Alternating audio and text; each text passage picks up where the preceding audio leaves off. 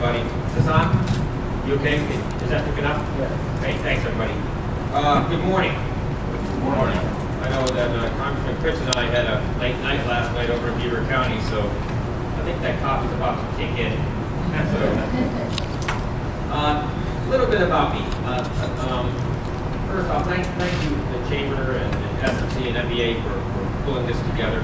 Great event to be here with the folks who are actually building it and the hard work that you're doing. You're used to these early mornings, and it's good to be here.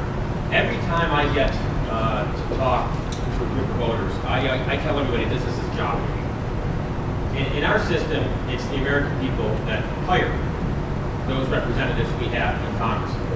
And so I'd ask you to consider this a job interview. Like any job interview, I get to talk a little bit about myself, and then we get to have questions. A little bit about me. You know, I'm running for Congress here because I'm very concerned about where the country's headed. You know, we have seen a government that just seems to grow and grow and grow and grow.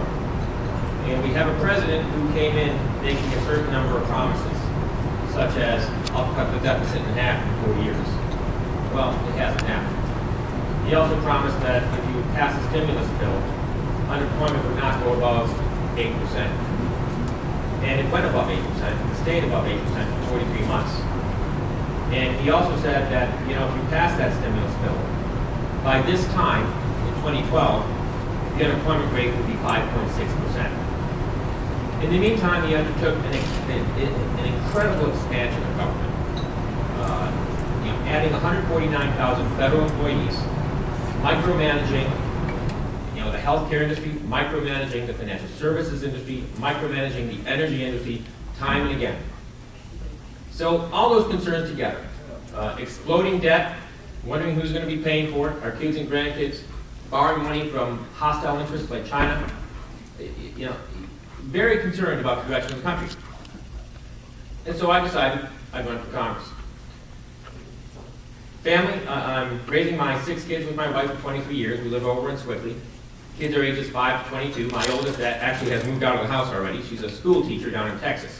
She's doing the Teach for America program. And so really getting a good education herself in what is going on in the schools.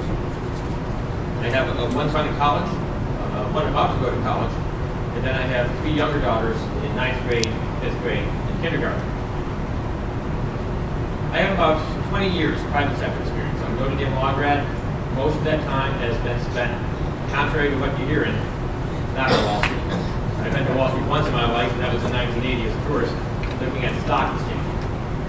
It's funny because I work on Stanley Street, and one of my clients has been PA-12, for whom I do things like software licenses, supply purchase agreements, like they need paper, I'll negotiate a contract like that. But I guess in this day and age, that would somehow be distributing a Wall Street attorney. PA-12 employs about 7,500 people here in Western Pennsylvania with good jobs. And it's, I work for Western Pennsylvania employers. And I say most of that work is negotiating contracts. And when you negotiate contracts in the private sector, you understand that your client basically gives you a direction when you're going through that negotiating.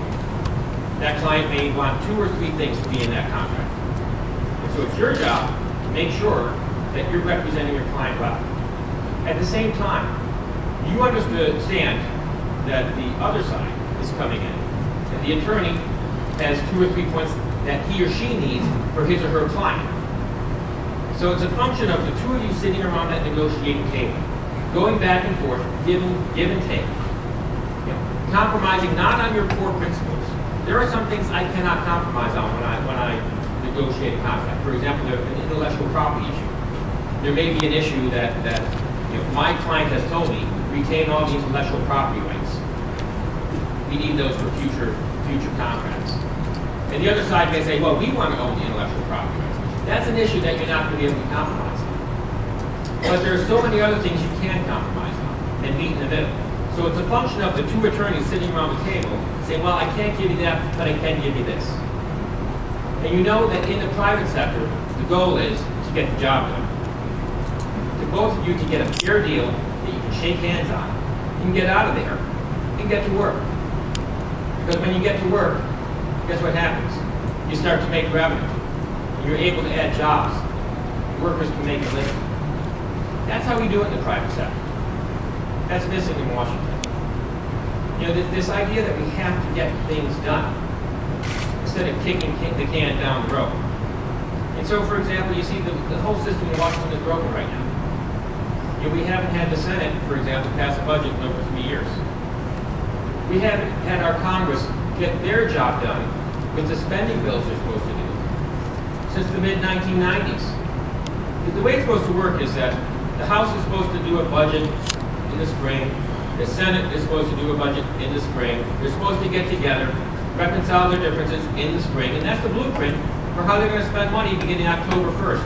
That's when the fiscal year starts. And by October 1st, they're supposed to have all these spending bills done so government can start getting its job done. That hasn't been done on time since the mid-90s. The system's broken. And so every year we're treated to that drama. Is the government going to shut down? And so they package all this stuff together in these big continuing resolutions. And they really don't do their homework and figure out, you know, what's going on here? You know, what are we spending money on? And so they had these omnibus bills. I remember in 1987, it was 86 or 87, Ronald Reagan did one of his addresses to Congress. Walked out with a stack of paper about this high, and it was a continuing resolution. And he said, never again. And here we are. And that's routine business down there. The system's broken. And so we need to fix that. We have to start doing a top-down review of what we're doing with that federal budget, because federal spending is out of control. We're borrowing 42 cents of every dollar we're spending now. Where's that money coming from? Ultimately, it's coming from our kids and grandkids, because they're the ones who are going to pay back. But in the meantime, we're borrowing it, you know, from any number of entities and countries. So by now, China owns 1.2 trillion of that paper. That's a very difficult position to be in. They have leverage over those markets, because if they ever dump that paper, that's going to cause problems for us. So we have to stop this reckless spending that's going on in Washington, D.C. You know, over the last 4 years, we've seen this attempt at economic recovery that I call a government-centered attempt, where these elites in Washington think they know better than us, the folks in the private sector, how our lives should be. So, and the biggest example of that is Obamacare, where you have a bill that's rushed through on a partisan basis, 2,700 pages that creates 158 new bureaus, bureaucracies, agencies, etc. And it's micromanagement of 1/6 of the economy, to the point where you could have the Secretary of Health and Human Services, for example, have the authority to dictate to every single insurance company in the country what has to be in a plan, as opposed to letting individuals have some options about what might be in that plan. But then the Secretary also gets to determine what a fair premium is. These are people who don't have the private sector experience that we know in the private sector how things work. And so again, you have this top-down micromanagement of our healthcare system, Obamacare, and it's just a string of empty and broken promises. Attorney Rothfus, I was wondering if we could go ahead and ask you some Sure, questions, absolutely. which I'm sure your positions will come out loud Absolutely. and clear. What do you perceive as being the single most important issue affecting our region? It's jobs and economic growth, and how do we restore that? I've been talking about the 3 R's. Repeal Obamacare is number one. That's been a wet blanket on the job market for day one. The Congressional Budget Office estimates that 800,000 jobs will be lost by 2020 because of Obamacare. The National Federation of Independent Businesses, which has endorsed my campaign, they endorsed Jason Altmaier 2 years ago, released a study. They and the National Association of Manufacturers a couple weeks ago. What are the pressures that companies are facing today? It's healthcare costs, it's overregulation, it's taxes. So clearly, Obamacare has been a drag on the job market. Repeal Obamacare, number one. Number two, reform our tax and spend policies. We have this fiscal cliff coming up on January 1st. Huge tax increase for small businesses. We have to stop that. Even President Obama says, do not raise taxes on a small economy, or the slow economy. You know, the proposed tax increases that the president wants, you know, it would have a tax increase on 894,000 small businesses, which employ 25% of the people in this country. That's not the direction we need to go in when we have a small economy. We have to reform our tax and cut policies, give businesses some predictability. We can't keep on having an 18-month or 24-month horizon for our tax policy. We have to have, you know, a long planning window so companies know, you know, how to plan. Finally, we have to roll back this excessive regulation. You know, that's shutting down our coal-fired power plants. You know, that's affecting community banks. You know, the chairman of Fifth Third Bank suggests that we're going to lose half of our community banks over the next 5 years because of this overregulation. Overregulation is also going to force doctors to give up practice. You know, when the doctors give up practice, guess what? The lines go up. The waits go up. There's less service. Access to a waiting line is not access to health care. So we have to roll back this regulation that's suffocating our businesses. There was one bill, the red tape reduction in small business job creation act about 2 months ago, the House passed. Common sense bill. It said, look, if a regulatory agency passes a bill or a regulation that adds a $100 million cost to the economy, don't do it. So unemployment gets below 6%. Common sense bill. I would have supported that. You know, my opponent did not. So again, we need this common sense reform on 3 things: repeal Obamacare, reform our tax and income policies, roll back our regulations to get jobs going. And that, then you will see the job market into something. Regarding taxes, do you support making the so-called Bush tax cuts permanent, including Section 179 accelerated depreciation provisions for capital equipment up to $2 million in the first year? And again, you know, we're represented here in the audience with certain manufacturers that have a great interest in your response. Well, again, you don't raise taxes in a slow economy. And so, you know, I would be in favor of making the tax cuts permanent. And I think that's the first step. And then we have to start looking at some more comprehensive tax reform. Because we have a very inefficient tax code. But for starters, you know, let's not have a tax increase in an economy that's struggling to get going. The GDP rate, you know, the gross domestic product, is slipping again, you know, down to 1.2%. You know, we had some unemployment numbers come out the other day, where we learned that 114,000 jobs were added in September, and everybody, you know, there was some excitement because the rates started to go down. When you look at those numbers, 114,000 jobs were created, but on average this year, we were creating 146,000 jobs, and in 2011, we were creating 153,000 jobs a month. We're going in the wrong direction. This economy is slowing down. You do not raise taxes in a slowing economy. What proposals do you support to end American dependence on energy imports, increase the domestic oil supply, and end the regulatory overreach which prevents the effective development of domestic energy? Again, we need regulatory reform. We have to stop these agencies that continue to pass regulations. The total cost of regulations on our economy right now, according to the Small Business Administration, federal entity, is $1.75 trillion a year. That's suffocating. And so you look at common sense proposals like the one I just mentioned, the red tape reduction act. And also there's something called the REINS Act, another similar bill last year, which said, look, if you're going to pass the regulations on this economy that's going to cost more than $100 million, bring it back to Congress to have a second look at it. Again, my opponent voted against that. Again, we need to rein in the regulators that are suffocating our businesses. We have to have a robust energy sector. We're blessed, southwestern Pennsylvania. This is America's new energy capital. Nowhere else in the country do you have a combination of assets that we have right here. Coal, natural gas, oil. I don't know if you saw that study the other day about the Utica Shale and the oil that's down there. Nuclear technology with Westinghouse Electric right here. The wind power with the ridges up in the Laurel Highlands. Nowhere else in the country do you have a combination of the assets we have. From southwestern Pennsylvania, we can relight America. You know, we can relight the world if they let us.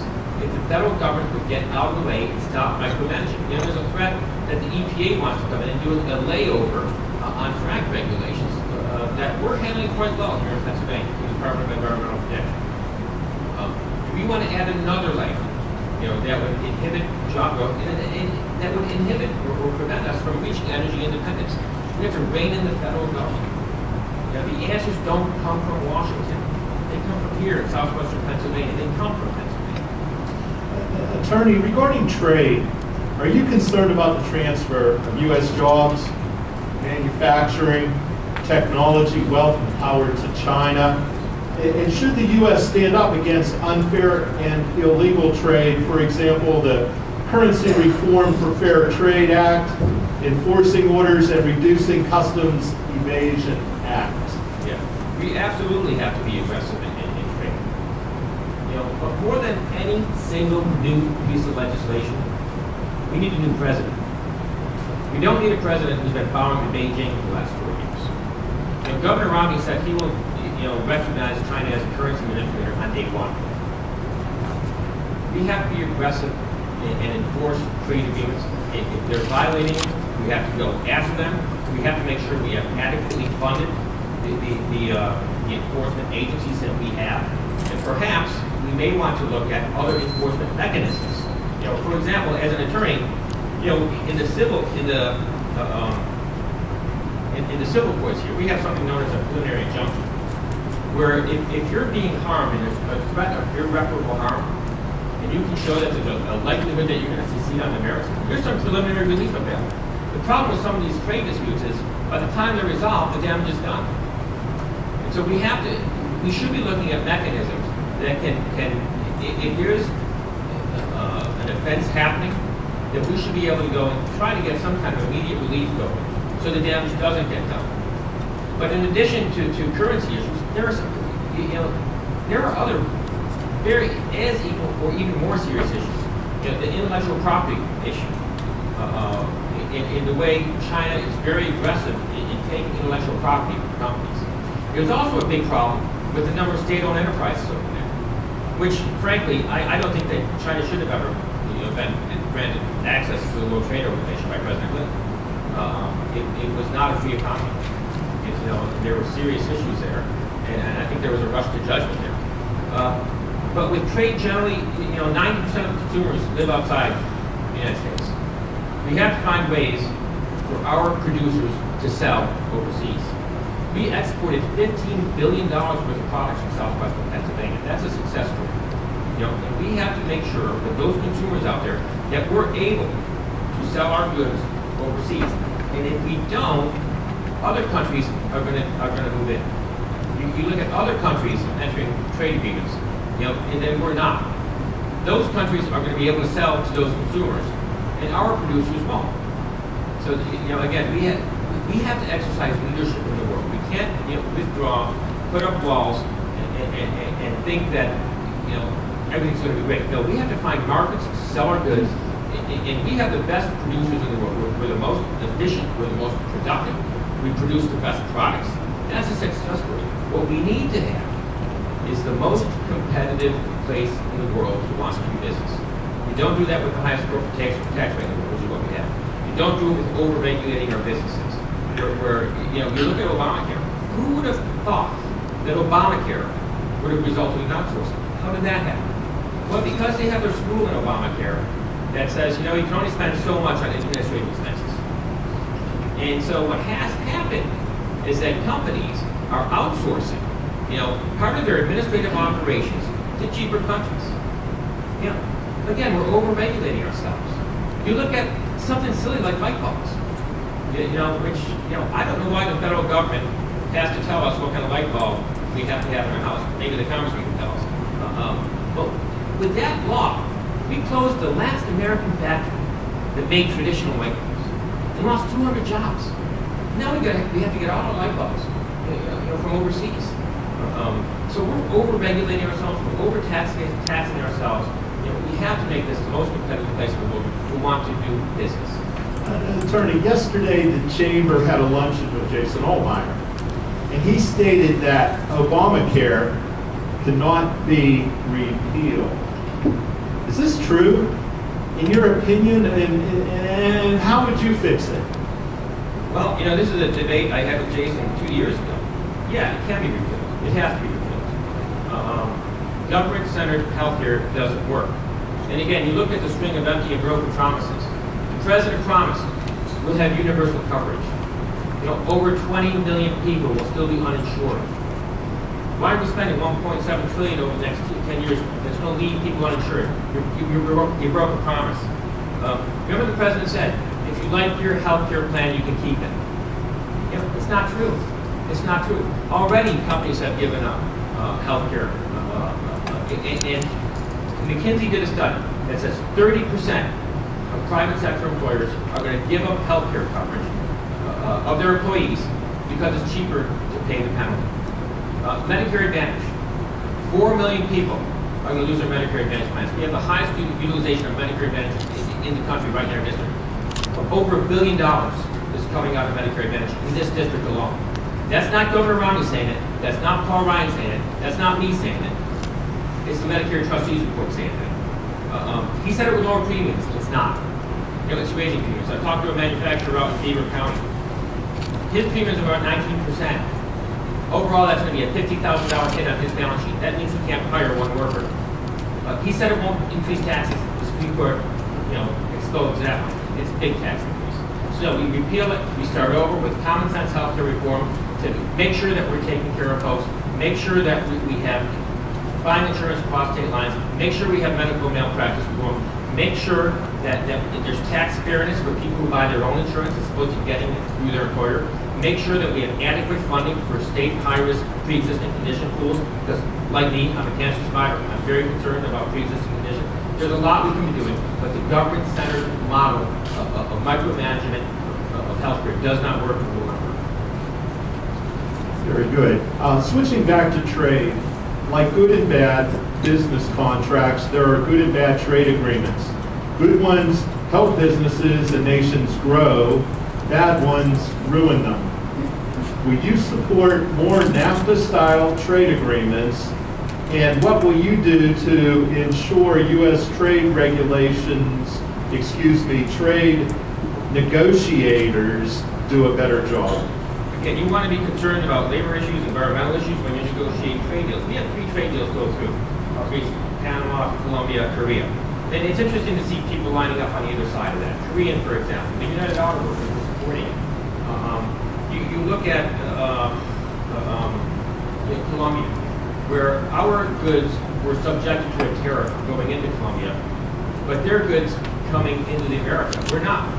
And then you look at other countries, for example, Japan, who had a trade agreement with Colombia, and they were able to export their goods into Colombia tariff-free. So we're looking at manufacturers here in the United States, Caterpillar is an example, where they'd like to be able to sell tractors into Colombia, you know, to compete with the Japanese manufacturers who are selling tractors